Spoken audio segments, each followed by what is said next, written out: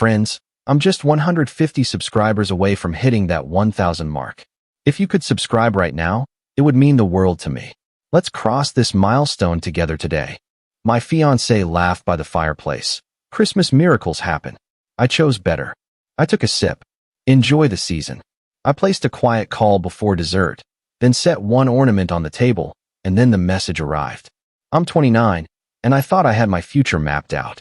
My fiancé and I had been together for 3 years, engaged for 6 months. We were planning a spring wedding, had the venue booked, deposits paid, invitations designed. She worked in marketing. I'd built a decent career that kept us comfortable.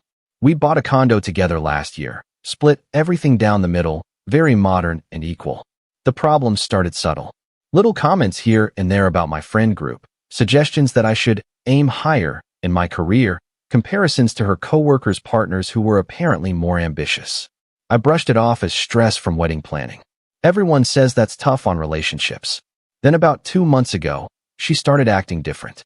More secretive with her phone, working late more often, taking calls in the other room. Classic signs, I know, but I told myself I was being paranoid. We'd been solid for 3 years. Why would things change now?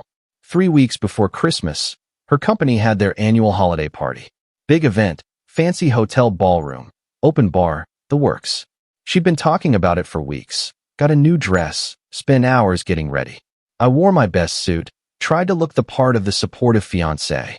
The party was fine at first.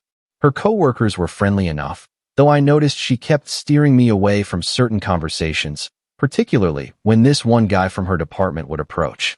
Tall, expensive suit, that kind of confidence that comes from never being told no. Her boss, apparently, or maybe just senior to her. I caught them talking several times throughout the night, standing a bit too close, laughing a bit too much. Around 10 p.m., I went to the bar to get us drinks. When I came back, she was by the fireplace with that same guy and 2 of her friends. I heard her laugh before I saw them. That particular laugh she used to reserve for me. I walked up just as she was saying, complete transformation. Like night and day. Her friend noticed me first, got that caught look on her face. My fiancé turned, saw me with the drinks, and didn't even have the decency to look embarrassed. "Oh, there you are," she said, taking her wine. "We were just talking about New Year's resolutions." The guy looked at me, then at her, with this knowing smile. "Right, resolutions." I handed her the drink, didn't say anything. Something felt off, but I couldn't pin it down. Later, around midnight, I was in the bathroom when I overheard 2 women talking by the sinks. One of them was my fiancé's closest work friend. "I still can't believe she's going through with it," the first woman said. She said she's already decided. After Christmas, she's going to tell him. That's so cold. Right after the holidays. She said it's better than ruining Christmas for both of them. At least this way he gets one more nice holiday. And she's sure about him. Completely. She said she chose better this time. That she's done settling. They left and I stood there, staring at my reflection in the mirror. Chose better. Done settling. The pieces clicked into place so fast I felt dizzy. I walked back out to the party. My fiancé was by the fireplace again. Same group, same guy standing close. I walked up, calm as I could manage. "Ready to head out?" I asked. She looked annoyed. "Already? It's not even 1. I have that early thing tomorrow." She rolled her eyes. "Right. Your thing." She turned to her coworkers. "He's always got something." The guy laughed. "Well, don't let us keep you." We drove home in silence. She was on her phone the whole time, smiling at the screen. When we got to the condo, she went straight to the bedroom. I sat in the living room for a long time, thinking. The next morning, I did something I'm not proud of. While she was in the shower, I looked at her phone. I know, invasion of privacy, but I had to know. And there it was. Months of messages with the guy from the party. Planning dates, discussing their future together, making fun of me for being comfortable and unambitious. The most recent message, from him, sent at 2 a.m. "Can't wait until you're finally free. This time next month, we'll be ringing in the new year properly." I took screenshots, sent them to myself, deleted the sent messages from her phone, put it back exactly where I found it. I spent the next 2 weeks preparing, quietly, methodically, contacted a lawyer friend, asked hypothetical questions about property division, engagement ring ownership, joint accounts, made copies of all our financial documents, started documenting everything, who paid for what, whose name was on which accounts, the whole condo purchase history. The condo was the interesting part. We'd bought it together, both names on the deed. But I'd put down the entire down payment, $60,000 from an inheritance. She'd insisted her name go on the deed anyway, said it showed I trusted her, that we were building a life together. I'd agreed because I loved her and thought we were forever. But the lawyer told me something useful. While both our names were on the deed, the down payment was traceable. In our state, that could be considered a non-marital contribution. If we split, I'd likely get that back before we divided the remaining equity. I also learned that engagement rings, in our state, are considered conditional gifts. Condition being marriage. If the engagement is broken, especially due to infidelity, the ring goes back to the person who gave it. So I made a plan. Christmas Eve, we went to her parents' house. Big family dinner, all her siblings and their partners, her parents playing the perfect hosts. Everyone kept congratulating us on the wedding, asking about details, when we'd have kids. My fiancée smiled and played along, holding my hand, kissing my cheek. I smiled too. Perfect couple. We got home around 10. She was tired, said she was going to bed early. I told her I'd stay up a bit, watch a movie. She kissed my forehead and went to the bedroom. I waited 30 minutes, then made a phone call to my lawyer friend. Left a message saying I'd need his services starting next week. Then I went to our Christmas tree, found a specific ornament we'd bought last year, one that said, "Our first Christmas in our home." I took it off the tree, set it on the coffee table, right in the center. Then I went to bed. Update 1. Christmas morning was surreal. She woke up cheerful, made coffee, suggested we open presents. We sat by the tree in our matching pajamas she'd bought, playing house one last time. She gave me a watch. Nice one, expensive. Probably picked out by a store associate. I gave her a necklace I'd bought months ago, before I knew. She put it on immediately, took a selfie for social media. "Best fiancé ever," she captioned it. We drove to my parents' house for Christmas dinner. My whole family was there. Parents, brother, his wife, their kids, my grandmother. Everyone happy, festive, asking about the wedding. My mom had gone all out with decorations. Fireplace roaring, tree in the corner, garland everywhere. We ate around 2, traditional meal, turkey, and all the sides. My fiancé was charming, helpful, everything she should be. After dinner, we moved to the living room.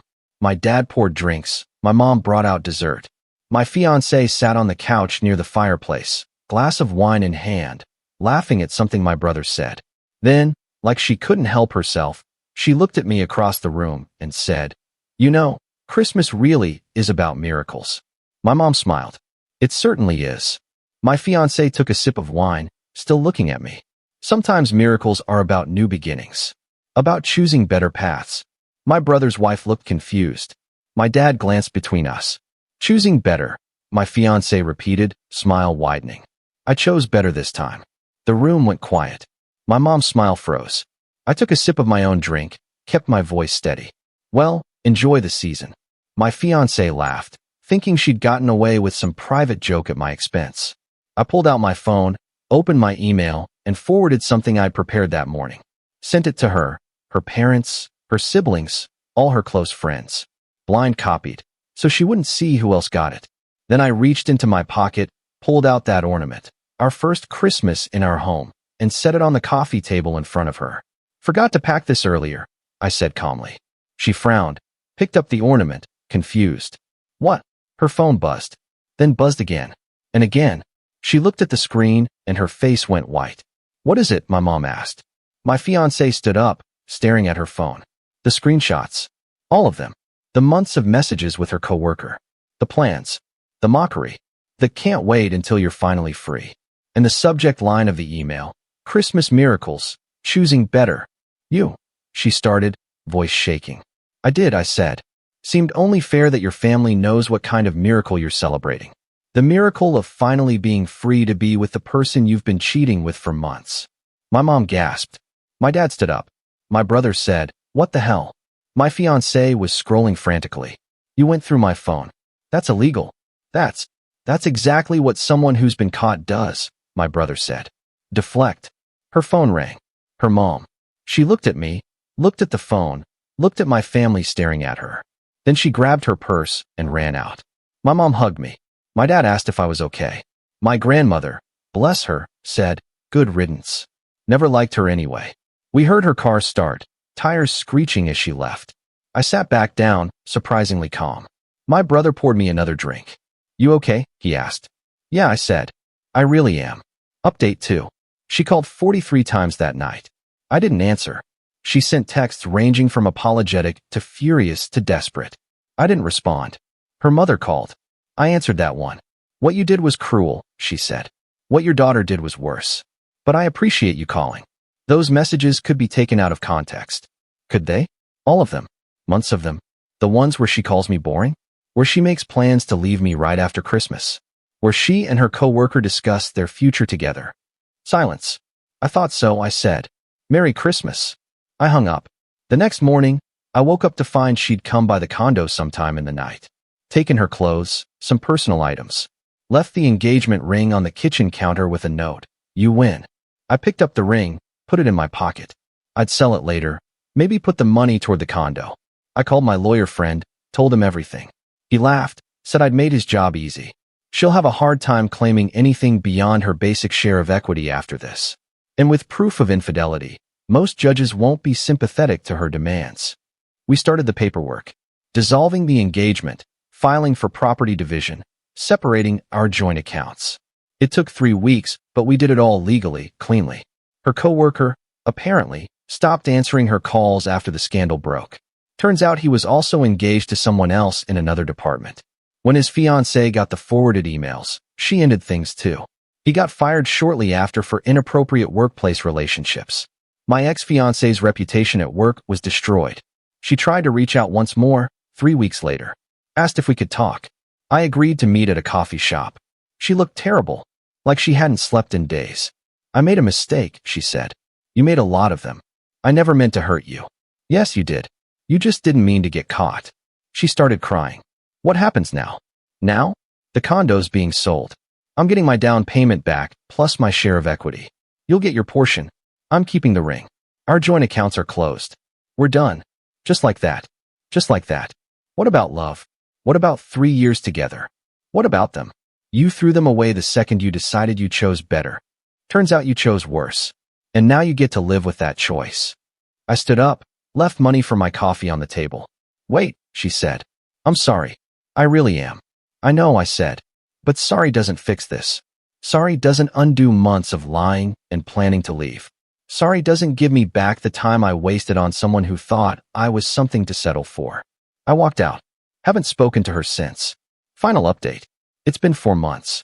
The condo sold fast, good market. After everything was divided, I walked away with my down payment plus about $30,000 in equity. She got her share, much smaller than she'd probably hoped. I moved into a smaller place, 1-bedroom apartment downtown. It's mine. No shared anything. No memories of her. The wedding venue let me cancel with only a partial loss of deposit since I provided proof of infidelity. Saved me about 15 grand there. The ring sold for less than I paid, but still got $8,000 for it. Put that toward furnishing the new place. My ex-fiancée apparently moved back in with her parents. Lost her job a month after everything blew up. Combination of the scandal and her work performance tanking. Last I heard through mutual friends, she's working retail now, trying to rebuild her life. The co-worker she left me for? Also fired. Lost his own engagement. Last I heard he moved to another state. Turns out being caught cheating with a subordinate is frowned upon in most companies. Who knew? I ran into one of her friends a few weeks ago. The one from the bathroom conversation who said my ex was done settling. She approached me in a grocery store, looked uncomfortable. I want you to know I didn't approve of what she did, she said. But you knew about it. Yes. And you didn't tell me. I didn't think it was my place. Right? Not your place to warn someone they're being made a fool of. Just your place to gossip about it in bathrooms. She flinched. That's fair. I just wanted to say I'm sorry. You didn't deserve that. No, I didn't. But I'm better now. So thanks, I guess. She nodded and walked away. I'm dating again. Nothing serious yet, but I'm enjoying getting to know people without the weight of planning a future with someone who was planning an exit. It's freeing. Sometimes I think about that Christmas. The Fireplace comment. Her smug face when she thought she was so clever, so careful. And then watching it all crumble when the truth came out. Was it revenge? Maybe. But more than that, it was justice. She'd planned to humiliate me, to leave me right after the holidays, to ride off into the sunset with her coworker while I picked up the pieces. Instead, she lost everything and I kept my dignity. My brother asked me once if I felt bad about how it ended, if I regretted the public exposure. I told him the truth. I regret trusting her. I regret not seeing the signs earlier. I regret wasting 3 years on someone who thought I was a stepping stone to something better. But I don't regret how I ended it.